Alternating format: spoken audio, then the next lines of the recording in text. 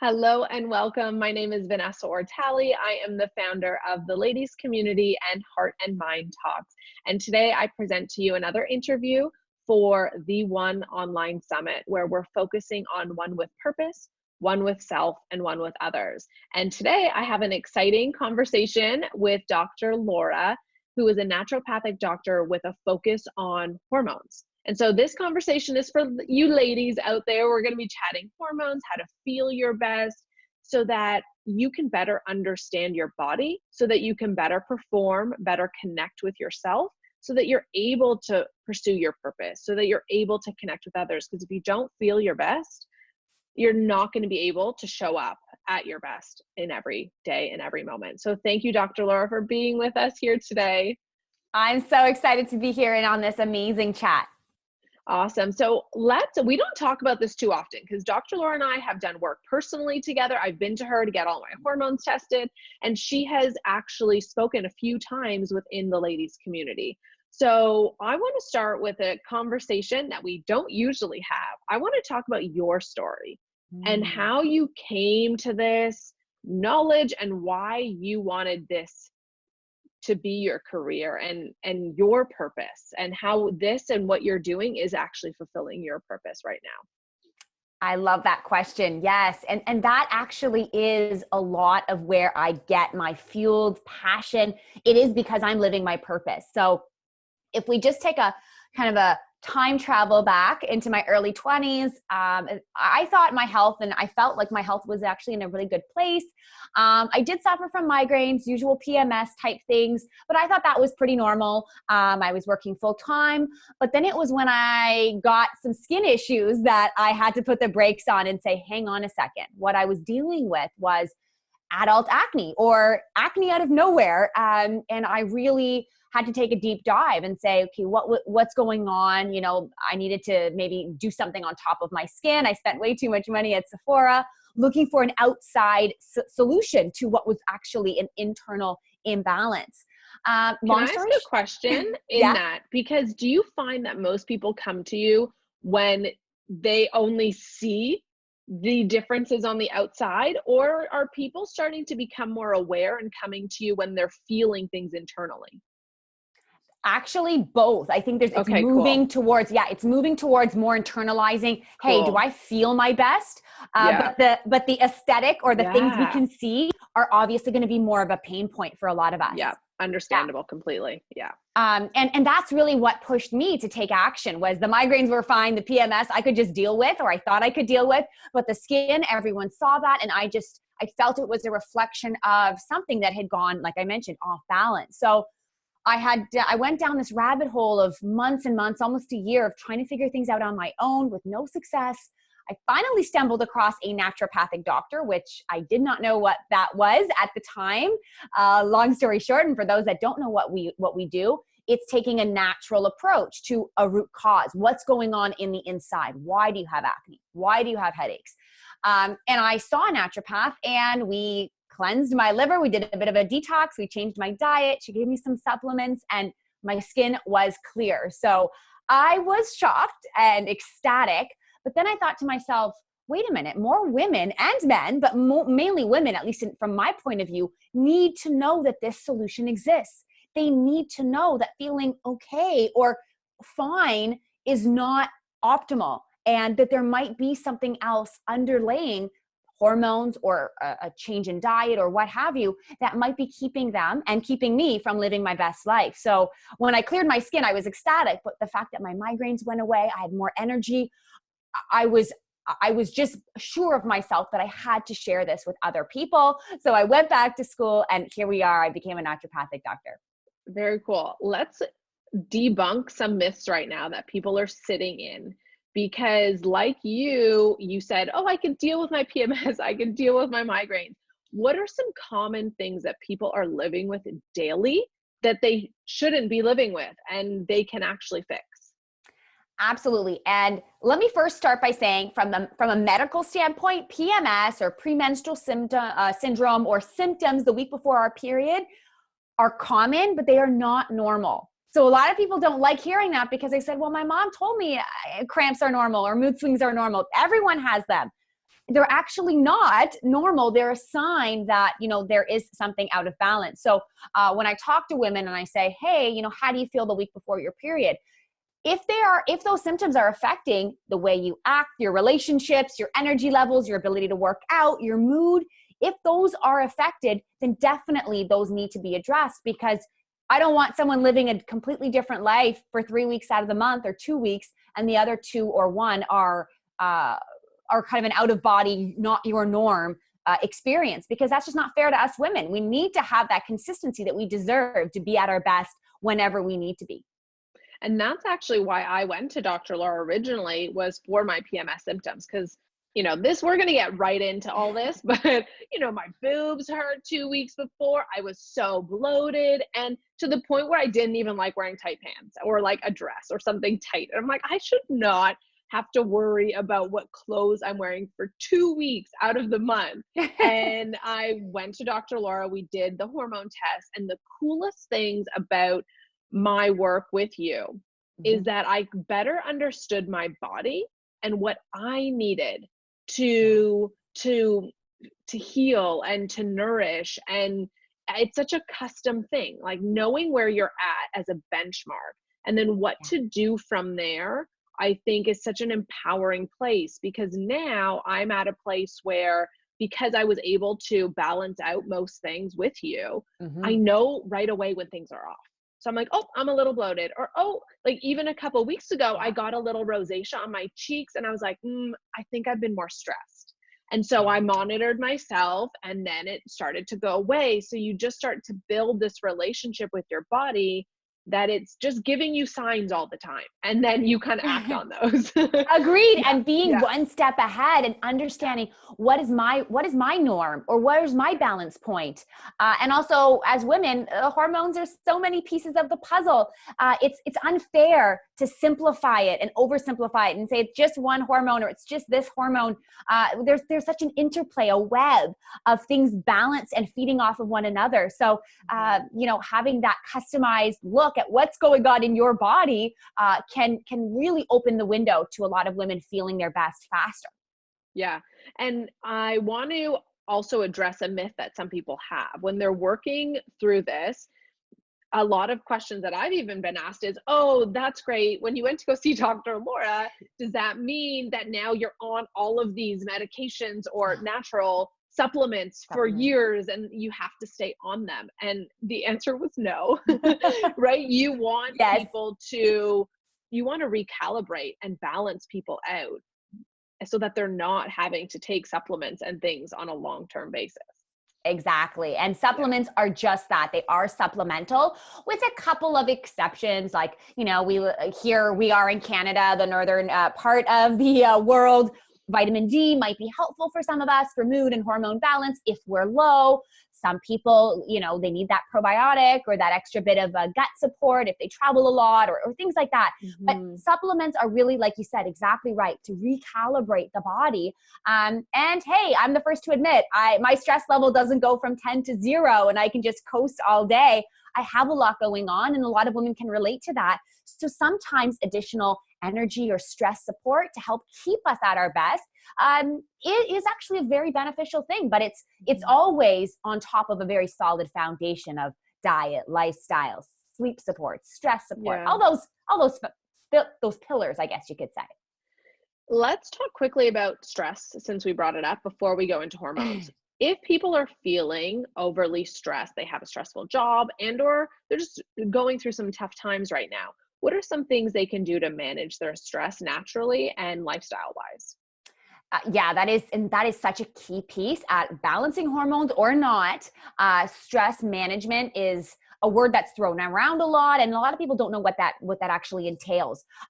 What I will say before I give you some suggestions is, really, it looks different for everybody. So if I tell someone, for example, to do a fitness class because they want to get out and sweat and just sort of blow off steam, that might work. For other individuals like myself, workout is actually increasing my stress hormone. I'm feeling a little bit more restless, so I need something more grounding. Meditation, maybe a 10 or 15-minute yoga or stretch session at home on a mat. Like, it doesn't require an expensive membership. Other people, they drive a lot and they interact with people. So they need to do maybe just some quiet time, put in some noise canceling headphones, even a sleep mask, and just sort of sit there for 5 or 7 minutes just to sort of recalibrate your senses so they can kind of say, clean slate, let's start on the next chapter of my day. So stress support looks different for everybody, but I will say a lot of us are not properly slowing down or unplugging enough. So if that simply means no tech time, no screen time during a set time of your day, that might be a really good place to start. If you're already doing that, then maybe that 5 or 7 minutes of slow breathing and resetting and recalibrating on your own is the next step. Are there additional support supplements that are common to help with stress and calm the body? Yes. So a couple that come to mind first and foremost, number one has got to be magnesium. If you haven't heard me talk about magnesium, this will be probably not the last time. Magnesium is a mineral in the body. We need it. It does come from food. You can get it from green leafy vegetables, pumpkin seeds are great sources. But a lot of us, and specifically women here, are low because we do have a lot more of the hormonal processes running in the background. So if someone feels anxious, if they feel restless, if they can't sleep well, a lot of painful cramps, these are signs that you might likely be deficient in magnesium. So that's one of my first go-tos. Also, it does help to kind of relax and reset the body. So I always recommend people starting with maybe 100 to 200 milligrams of magnesium at night before bed. And the type of magnesium does matter. So the most common one that I suggest to my clients and patients would be a magnesium glycinate. That one is actually calming on the nervous system. So people tend to zen out a little bit without feeling sleepy, which is excellent for any time of day. And how do people, so we're talking about this custom approach, right? What Mm-hmm. are some steps that people can take to better understand their body? What tests are important so that they can figure out, what things will reduce their stress, how to get their hormones back in check? Yes. So testing is a big part of, what I preach to my community and to my audience, because realistically, here we are in 2020, it is modern times. So we really shouldn't be guessing anymore. I love the intuitive approach. And I always tell women, if you feel something's off, that's the first step to say, hey, maybe we need to look in a little bit deeper. And everyone's, personal approach might be different, but I do encourage everyone at least once to know what's going on with your hormones at this time. And that would include a look at your female hormones as well as a look at your stress hormones, because we talked about they're so interconnected. And the most famous test that I love that's very popular now, we've talked about this, is the Dutch test. So that is an at-home urine test, very simple to do, and you literally pee on a bunch of strips and then you send it off to the lab, and it gives you the entire picture of your female hormones as well as your stress hormones. And that is a perfect place to start to see what needs your support and what's already in balance and doing well. How does that test differ than the blood test? Because when you go to a doctor, most of them will say, oh, let's just test via blood for your estrogen, progesterone, whatever. Yes, that's a great question. And, blood tests, I won't say they are not useful. They definitely have some use. They are more useful when we have them done in their complete picture. So like I said, if you've done just estrogen, a lot of doctors will just do that. And we don't know progesterone. We don't know testosterone. We don't know your cortisol levels. For the female hormones, blood testing is okay, but it really is helpful for women that are in around menopause age where the hormones really plummet. You can't see those small differences as clearly when we look at the blood. You can still see them, but they're a little bit harder to tweak, especially if you're, let's say 20s, 30s, early 40s. Those small differences might not be picked up in the blood work. And when it comes to stress hormones, we need to be checking those throughout the day to know what the highs and the lows are. And most people will not go to a lab and get 4 blood draws in the exact same day. So usually that makes sense to do at home, whether that's saliva or urine test. And most doctors agree on that now, that the at-home testing 4 different times during the day for your stress hormones is the most accurate picture. Yeah, I noticed a huge difference in doing that too, because you can see where your hormones are at different parts of the day so that Yes. you can give yourself what you need. This is a lot of important information for people who maybe find it hard to wake up in the morning or at night. So Yes. for me, and this is something that I loved when working with you, I was so empowered in this information because I am exhausted at night. Like I need my 8 to 10 hours of sleep. Like Yeah. sleep is a non-negotiable for me. And I always thought there was something wrong with me. But when I did the test with you, I mean, my energy and all of my hormones and everything in the morning were great, but throughout my day, I like run, I go. Yeah. And so I was just depleted. That's it. I was just depleted at the end of the day, Yeah. and that is okay. And I needed my sleep to regenerate, period. Like it's so simple when you told me, and Yes. I didn't feel bad about it, right? Exactly Yeah. right. It's Yeah. empowering. What is Yeah. your body telling you? And a lot of times we're quick to blame the body. It's doing something wrong. It's not behaving correctly. When really most of the time the body is really just supporting us with what it's given and what we're giving it as signals. So in your case, you were running on 10 out of 10 full speed, which Yeah. makes sense. And then at that point, you deserved that rest, and your body was looking for that rest to recharge. So it made sense when you saw it on the graph and the data Yeah. points. Yeah. And that's why I think these tests are so important in my experience, because we live in this world where everyone is sharing what they're doing, which is awesome. But then Yeah. it's not a one size fits all approach like Dr. Laura's talking about, right? It's so important to know you. Like, and that's why I wanted to bring her on for this summit, because you need to be one with self. And Yeah. yourself is so different than everybody else. And really, I always think to myself, and actually what my lawyer had told me, and this is a huge compliment to you, is that you need your own board of directors. You need your people that you can turn to. On my board of directors, I have like my business mentors, my Mhm. mindset coach, my lawyer, my accountant, and my doctor, and a naturopathic doctor to help me with all of those things. So who do you have to go to when you have those moments? And I travel a ton, but I've now used my board of directors. I can reach Dr. Laura Yeah. virtually, and we can have meetings virtually. So it's setting up those people for you to make sure you're running at your best when you need to. I love that. Yeah. Board of Yeah, right? directors. That's a great way of Yeah. putting it. Your And so you're on team. my board of directors. Yeah. Yay. Yeah, it's so important. Let's chat a little bit about hormones, because we talked about the blood tests and versus urine, Yeah. but hormones, you kind of touched on this already, is, it's all relative to each other. And so Mhm. often when we're getting tests, we're just looking at the range. Are we in the healthy range? But Right. with some of these tests and understanding, can you dive a little bit deeper into the range and what it means relative to one another, and actually give us a little bit more science behind hormones and what our hormones should look like? Absolutely. Yes. And I think that's a very good place to start, which is we never want to look at a single hormone in isolation on its own. It doesn't really tell us much, even though your lab tests will say, well, this is the normal range. What for women, what time of the cycle were you taking the test at? That is the biggest, and that's the first question I ask. It is shocking how many women get hormones tested and their doctors, do not, or it somehow is not translated to them to get these tests done at a certain day of their cycle. And that can dramatically change how we interpret the results, because as we talked about, there's highs and lows, there's ebbs and flows. In general, for most hormones related to females, they do want to get their test done around a week before their next period. And that can change, of course, but in general, 99% of women, they go at that time. And that's when we're going to see those high levels. But as I mentioned, just looking at one level, for example, estrogen, the main hormone that gets blamed for a lot of things, weight gain, bloating, acne, moodiness, that number is important. And let's just say your number is 1,000 on your blood work.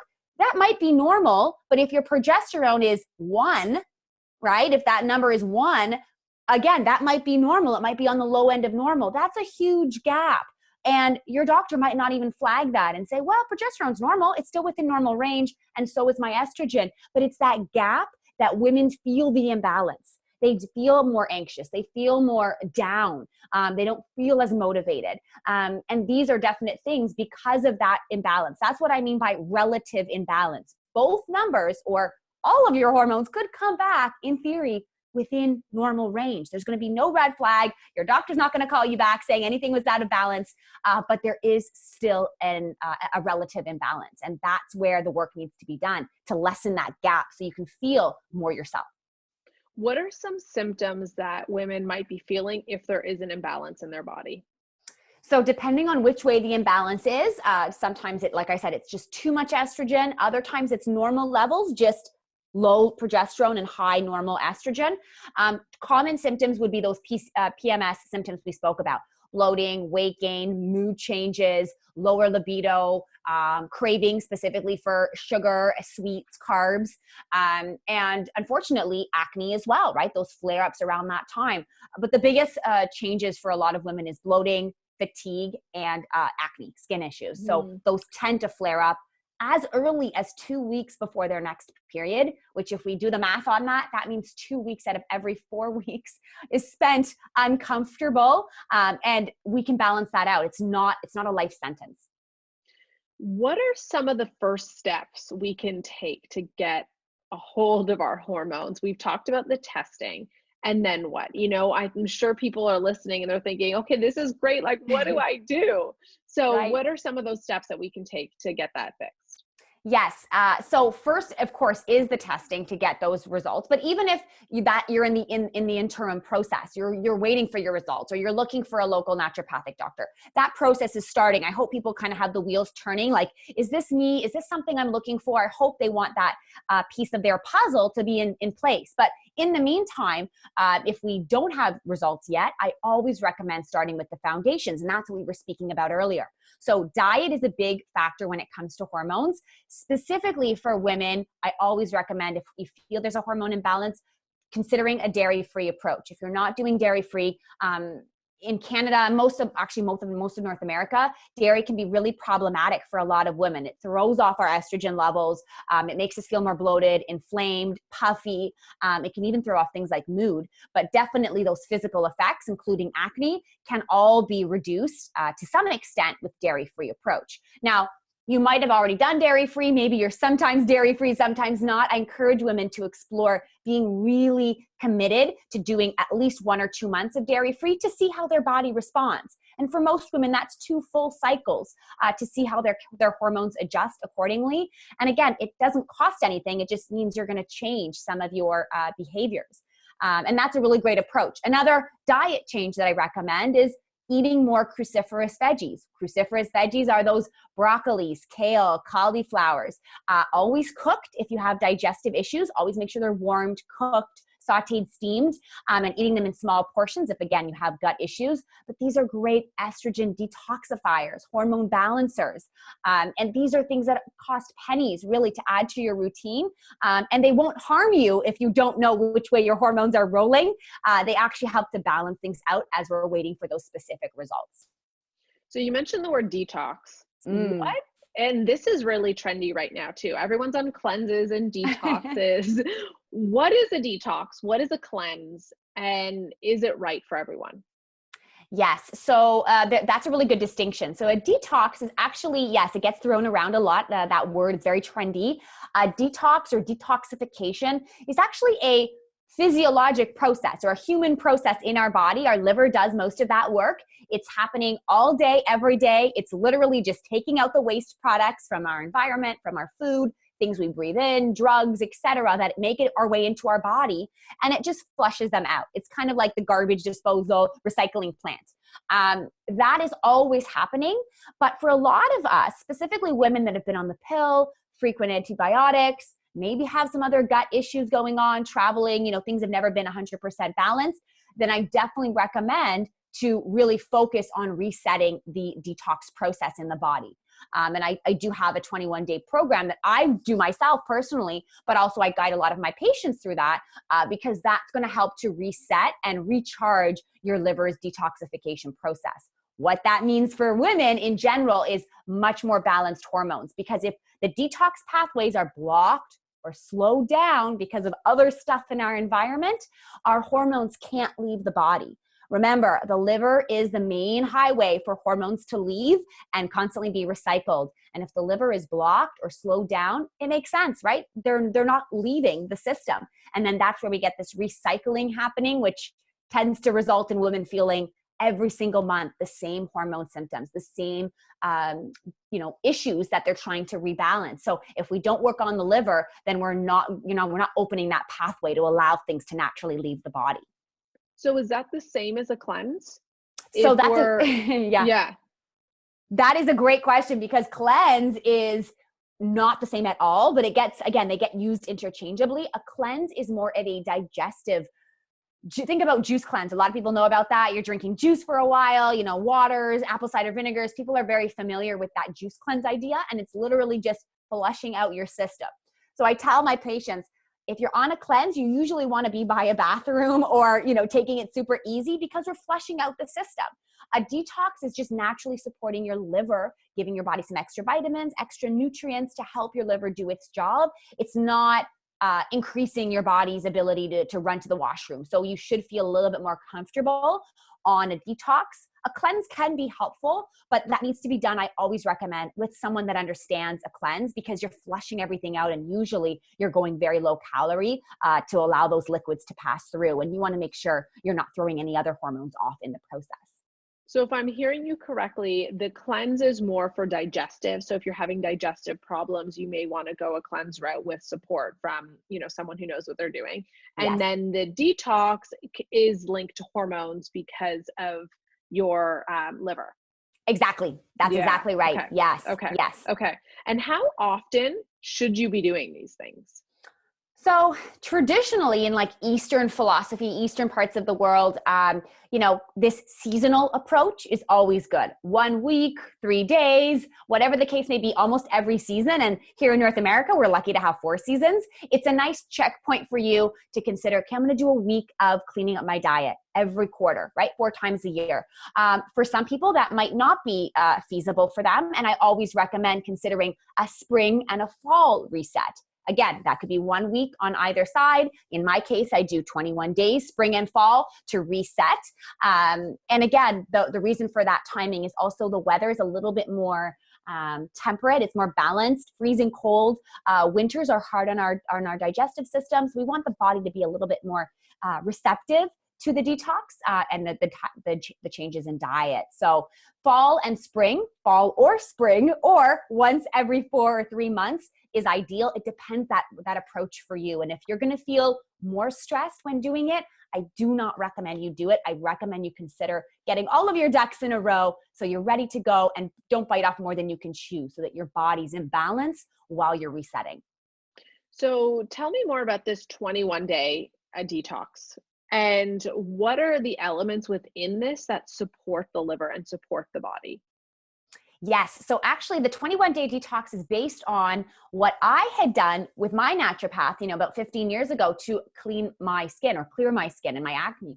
But as I mentioned earlier, it's kind of it's a liver support detox. So what that looks like generally in my 21-day program, I kind of guide you through the liver supporting foods to keep out, like dairy, gluten, a few other foods, alcohol, caffeine, that are hard on the liver, that make the liver work overtime. We want to put the brakes on those things.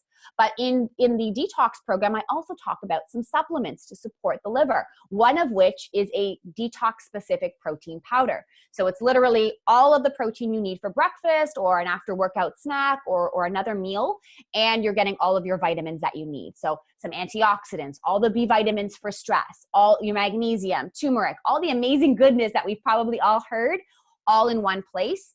Literally what that's doing is just giving your liver more of those minerals and vitamins that it needs to do its job easier. But I have a lot of patients of mine and clients that have just done the food. They're like, I'll just do the food. I'll make those changes to my diet. I normally eat a little bit of gluten, or I have coffee every day. Let me just try the food approach. And I outline all of that in the 21-day whole body detox program, so that people can start where they're at. They can add on the supplement, but it's optional. It just fast tracks your detox process. But food first. Yeah. Do you recommend supplements? Are you on supplements every day? Yes, Yeah. yes. Yeah. Oh God, yes, yes, I am. And I am like, again, I practice what I preach, but I always recommend that people get a customized approach. So Mhm. if women listening to this right now are struggling with one specific area, maybe it's energy, maybe they're just feeling tired, maybe it's just PMS, but the rest of the month they feel fantastic. That gives us a sign of what we need to focus on. Myself as a business owner and an entrepreneur, I do have to have that stress support in my corner because I'm always on. Some people don't have that issue and they're more supportive on, maybe it's about digestion and they need to reset their digestion and get maybe a little bit of support on that end. Everyone's unique. Do I think that most people can thrive in a modern day with zero supplements? Personally, I don't think that. I think that's tough. It's possible, but it's really tough. And I think we need to be honest with saying, what is our honest stress level? How much are we resetting? How much time are we giving to ourselves and to our, personal development and spiritual development as well? And are we at that optimal level? And if we're getting there, awesome. It's a journey. But for a lot of us, I know a lot of us need support, and it's just, there's nothing wrong with getting a little bit of that supplement support if you need it and for the specific areas that your body could use. Yeah, I think I need to revamp. We're going to need to have another discussion about this. Yeah. That's a good thing. Revamp Right? every Yeah, year or so. revamp Yeah. it. Yeah. What are the most common things that you're seeing right now in your clients and people that are coming to you? You also run Her Health Club, which she talks about hormones and gives women all the information they need to know. But what are the most common questions that people are asking across the board? It's obviously still in that hormonal realm, but PCOS or polycystic ovarian Oh, yeah. syndrome. So some women know they have that diagnosis. Other women say, I'm just like, my hair is thinning, I have acne, and I've lost my cycle, or it's irregular. Specifically after coming off the pill, a lot of women say, I was fine for a few months, and now I'm getting this whole bunch of new symptoms. So that process of supporting the body post birth control pill or with a diagnosis of something like PCOS, Which is understanding that polycystic ovarian ovarian syndrome. syndrome. There you go. Yeah. Yeah. So some women have been told they have this, other women told they might have it. And sometimes that diagnosis might not be correct. And I don't like those labels. I want women to be empowered to know what's going on in my body right now. Do I have that syndrome or do I not? And really, does it matter? Let me get my body back into balance. Whether you're concerned about skin, fertility, hair, or you just want to have your cycles back because you want to feel more imbalanced. It really is an individual approach. But sadly, a lot of younger women, even in their early mid-20s, are approaching me with these concerns every week. And it's challenging to accept that that's becoming more common. But I hope that also empowers women to say, hey, they're not alone and you don't have to push through these hormonal imbalances. If you feel something is off, getting that support is the first step in healing. Why do you think it's becoming more popular in a sense? Is it that we're becoming more aware, or are there shifts happening in our society that are increasing the amount of diagnosis for PCOS? I think it's probably a bit of both. I mean, that's always the case, the question, right? When things are more popular and more diagnosed now, we wonder, well, we must be just getting better at diagnosing them. And that's perhaps the case. But there's definitely a lot of changes in our food quality, right? A lot of estrogens or problems in our environment in terms of plastics and exposure and things leaking into our food and our water and all of that. We don't want to, create a lot of fear around that for people, but we want to understand our environment is different than our grandparents. 60, 70, 80 years ago. And the reality is what we're doing every day, the air we're breathing, like I said, what we're eating, what we're not even aware we're eating or consuming. These are things that are very, very, they're in small doses. And over time, they can start to shift the body in a different direction. So that is a very common reason, I think, why we're moving in that direction of more of these hormonal imbalances. Thyroid is another great example. A lot of women being diagnosed with thyroid issues now more than ever. And a lot of that has to do with toxicity, just build up in the body. We need to reset and empty out that barrel so that we can start to rebuild again, because we're not aware of all of the things that our bodies are trying to put up with for us each and every day, specifically in modern world. Yeah, how can we minimize the toxicity? I mean, we hear phthalates and all of these other things that we're consuming via skincare, shampoo, all of that. Even you talked about plastics. What are some things that we can do to minimize this in our body? So that's another reason why I do detox, continue to detox twice a year. When we detoxify, remember, we're focusing on the liver. Your liver is where you flush out toxins, including heavy metals, plastics, all the not so great things that we want to eliminate. Yes, I encourage people to try and go green, but I also tell women, to be realistic and say, I'm on the process of going green. You will never be able to minimize and get to zero in terms of toxic environmental, influences.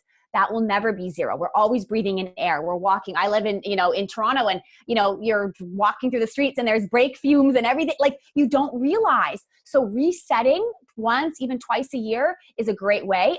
For people that have access to a sauna or a steam room, those are excellent ways to detox heavy metals and toxins that might have built up in our circulation. And always drink pure water.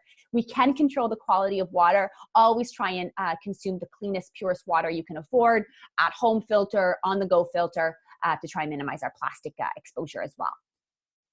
Let's chat skincare, because I know you post a lot about this, and this has that environmental. Do we need to be paying attention to what's in our skincare, what's in our creams? And then I'd love to take a little anti-aging detour, because I know you're really great at that. So let's chat about the cleanliness first, and then we can go into some anti-aging. Yes. Okay, great. So yes, green products for our skin are very important, because our skin is absorbing, a lot of what we put on it. However, I want women to also be aware that if you have estrogen excess issues, too much estrogen in the body, those chemicals and the non-green skincare is going to be more of an influence on you versus someone that already has balanced levels. Okay. Just think about the cup is already overflowing. If we're adding small amounts of chemicals and petroleum or parabens and all these other byproducts in our skin creams, it's going to make the problem a little bit worse. However, I always recommend starting with the largest areas of the body first. So on our face, yes, that's important. But if you're slathering on very conventional drugstore brand, moisturizers and sunscreens, I always recommend going green on those first, because we're applying them regularly to a larger part of our body. But of course, skincare on the face is important, but for that same reason, it's just on a smaller scale. So always make sure you're going as green as you can. Paraben-free, sulfate-free is great. But also a lot of women have different skin types. One product that's green works great for someone, and it clogs the pores of another. I do want to say one thing about going green on skincare. A lot of women try and consider like a DIY approach, which there's nothing wrong with that, like applying coconut oil to the skin, for example. I see a lot of women with skincare issues, and that can actually make their skin worse. So as much as we want to take the natural approach, I always recommend considering a company that has done the work and the science to create formulas that are not going to cause your skin to flare up and are going to be good for the environment too. So if you're brave enough, you can try things from the cupboard like coconut oil, olive oil, whatever. But I always recommend, if you can, consider one of the companies that have done the heavy lifting for us to make sure a skincare is effective, but also clean. Do you have some recommendations that you would encourage women to look at, and different companies that you like? Yes. So some of the companies that are available, well, if you're in Canada, Consonant is a company that is in Toronto. They have a really great formulas. They're science-based, so they do have some really great cleansers, moisturizer, very hydrating serums, all very clean. They've won a few Allure Beauty Awards as well, so they've made it to the mainstream. Sukin, Sukin, is a brand from Australia. They are excellent for sensitive skin. All of their cleansers, including body and face, are soap-free. And when we think about soap, we think cleaning. Soap is actually very drying on the face, especially if you have eczema, psoriasis, rosacea. Always going for a soap-free cleanser, meaning they use a different kind of thing to clean, and it's not going to be over-drying. So Sukin is a fantastic brand. It's available all throughout North America and other parts of the world, but it is an Australian company. And again, very clean, not tested on animals, all of that great stuff. Those are two that stand out to me. I've been using AMG Naturally, which is a US medical grade kind of plant-based line. So they have a foaming cleanser. They have a really great miracle oil, which is nice for this harsh winters here in Canada. But again, those are just a few of the ones that over the years, myself and my patients have been telling me have worked. but I don't know if there's one product that works for everybody. So this is a good short list to start. And just be aware that you might not get it right the first time. There might be something that is better out there for you, and be open to trying new companies and new products. So let's chat anti-aging. Now there's so many things: acupuncture, fillers, Botox. Yes. How can we anti-age naturally so that we can help with collagen production, wrinkles, all that jazz? Yes, love that. Love that. I mean, that's kind of, I think, the new, not the new direction, but it is definitely picking up a lot of steam. You mentioned facial cosmetic acupuncture. I know you've done some sessions on that. Did you love that? Yeah, I really did. It's neat too because I also saw a difference a little bit later, right? Yes. Because the acupuncture, it kind of gets everything moving and flowing. And so I saw the results a couple weeks later, where I look in the mirror and go, oh, I think I've noticed something. Yes. So that's a good example of, again, a natural Botox alternative where we're literally sticking needles in the skin to stimulate new collagen. But as a naturopath, we're always looking at, how do we build from within? How do I give my body more collagen so that it doesn't create sagging, fine lines, wrinkles? And one of the biggest things you can do is increase your vitamin C. Vitamin C helps your body make collagen and build collagen. Vitamin C is also great for evening out the skin tone. Acne scars, melasma, dark spots, red spots, uneven skin tone, vitamin C has that extra purpose. So yes, you can do topical vitamin C serums, but if you're using vitamin C internally, we're getting the collagen building effects as well as the brightening and evening the skin tone. A lot of people ask me about collagen powder itself, the supplement, which is a protein. Yes, I love it. I think it works fantastically well. I always recommend women consider a marine collagen, a fish source of collagen, if they're okay with consuming fish products. And that will help more for their skin versus some of the other collagens on the market, which are more for joint problems. And what about wrinkles? Vitamin C still good for wrinkles, or how do you help that? So when it comes to wrinkles, yes, we definitely want to work from the inside out, which is fair, right? We want to make sure we're having the proper building blocks to build that collagen. But topically, I often recommend, my clients one-on-one, getting a customized formula. I love retinols, whether that's a vitamin A from your dermatologist, from your naturopath.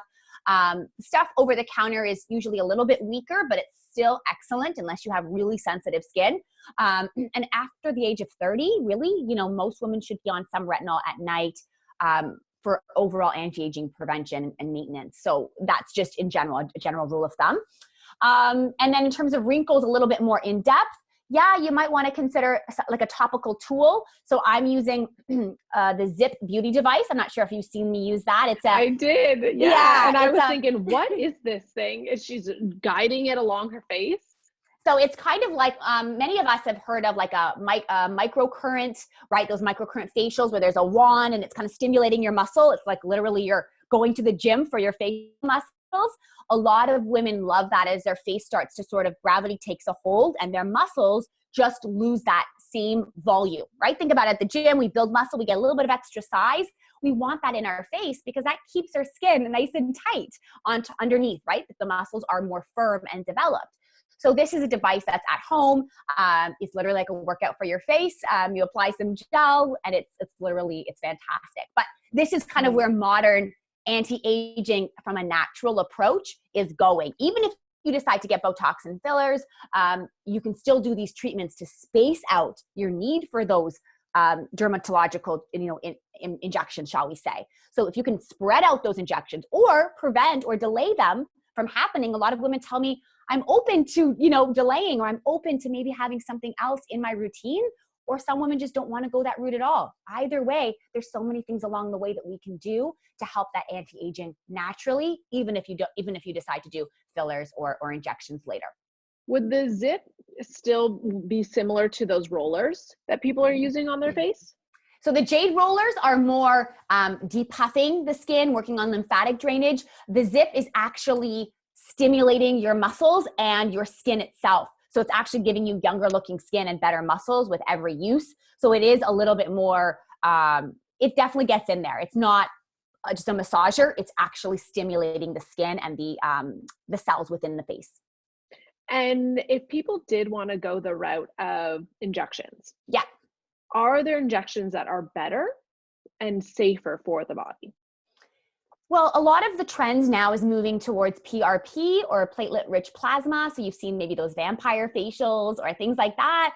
You can inject. PRP is literally just they take your blood, and the non-red blood cell part is all the growth factors, all that amazing food and nutrition for your skin cells, and they inject that into certain parts of the face where you can use a little bit more of a lift or improving wrinkles, fine lines, all of that good stuff. But I always tell people, if you're going to go that route, which is supernatural, you got to have good blood. If they're taking that PRP from you, from yourself, from your veins, you want to make sure that you're putting all that good stuff in your body first so that you get even more impact and results from wherever they inject it on your face. But it's all natural. You're just using those extra nutritious cells in certain parts of your face where you need it most. Very cool. I think there's just so much to know about this and the whole anti-aging, and it's becoming more mainstream that there's so much we don't know. Even Botox, I mean, scares me because it's essentially like, if I'm correct in this, poison in your body. Is that something we should be concerned about toxicity wise? I get that question a lot. I did a post, I think last month, about Botox and safety. In general, the safety profile of Botox is actually very good if you're getting someone to inject it that, knows what they're talking about, knows what they're doing, nurse practitioner, doctor, dermatologist. But in general, it is a toxin and it's freezing your muscles. So typically Botox has to be continued for most people if they want to continue to see the results. So it's kind of pausing your facial muscle so that you don't wrinkle things. But if you don't use that muscle, eventually your skin is going to be a little bit saggy on top of the area that you had the Botox. So it's not a solution to improve the aging of your face. It's actually just pausing, that part of wrinkling. But we're doing nothing to improve the skin quality. We're doing nothing to improve the muscle underneath. So it has use. But I just want women to be clear, it's not an anti-aging treatment because we're not actually improving our own self and our own muscle and skin tone at all. We're just freezing things so it slows down those wrinkles from forming. Yeah, I think that's a really good distinction for people to also understand. And just throughout this entire conversation, I hope it's giving you more information to make you feel empowered, to educate yourself, to make those decisions that are right for you in your body. Is there anything that you want to leave women with? Because I feel like we've given so much information and there's so many great things to take away from this with regards to hormones, anti-aging, stress, and just taking care of your body so that you can better understand yourself. I think we've covered a lot of ground, and I want to give the listeners and the viewers today an opportunity to get started on their own. So I know we'll talk a little bit about a freebie that I have to help women understand how they can take their hormones into their own hands and start to make easy, simple lifestyle changes to move the needle forward. But I just want to highlight that we don't have to guess anymore, and it's absolutely okay to know that things might not be in balance, but they don't have to stay that way. Yeah, I think that is the key that I hope people take away from this also, is you don't have to guess and everything is completely custom. You don't need to follow somebody else. You can figure it out and you can get that information with our modern technology, which is awesome. Where can people get this? So I know you have a hormone checklist. What is that checklist and where can they get it? So we can put a link for it directly, but there is a link on my website under my freebies tab at drlaurabelus.com. And then that checklist is a 10-item checklist. So things to do with food, things to do with how you're sleeping, how you're moving, simple things that you can do that have all been shown to help balance our hormones safely, even before you get your hormone test results in. So really simple things you can do. And I always recommend people do more of them than not, but there's no, it's not a stressful thing. It's like, here's this blueprint, try and do more of these things most days of the week. And usually within a first 1 to 2 cycles, women are already starting to notice the difference. Very cool. How can people connect? What's your Instagram handle? So I'm at Dr. Laura Belus, and you can find me on Instagram. That's where I usually hang out, DRLAURABELUS. Okay, perfect. Anything else you want to let people know about you? I want to end on a little bit of a personal note since we've been so scientific. What do you wish people knew about you more that you're not always able to share because you are a doctor and people are coming to you for information. Yes, I love that. That I'm on my journey too, right? That there's no end point. I've reached this spot. I've got it all figured out. I'm on my journey. I'm doing some gut work right now on myself personally. And it's an ongoing process. Our bodies and adapting to what we give it and what we need. So there's no goal and there's no end point, I should say. And I'm on this journey with the women that I work with. We're just at different parts along our way. So there is definitely something to think about and to be aware of, because I'm not somewhere else here. I'm guiding women through what I've gone through, but also where I can lend a hand and an opening eye. Hey, maybe we go this direction, because that can smooth things along. And I have a naturopath, so I'm being guided as well. Yeah. And as we age and things change, we always need different things. And so Yes. that's where I think it does become this common journey of, where am I at right now? What do I need right now? And how can I be at my best? Love that. Agree 100%. Yeah. Awesome. So thank you so much for listening, for being here. I hope you feel empowered to find out more about your body. And Dr. Laura, thank you so much for taking the time to share your knowledge and for educating so many women to feel empowered and better understand their body so that they can feel better, fulfill their purpose, and connect with themselves on a deeper level. Thank you. Thank you. Awesome.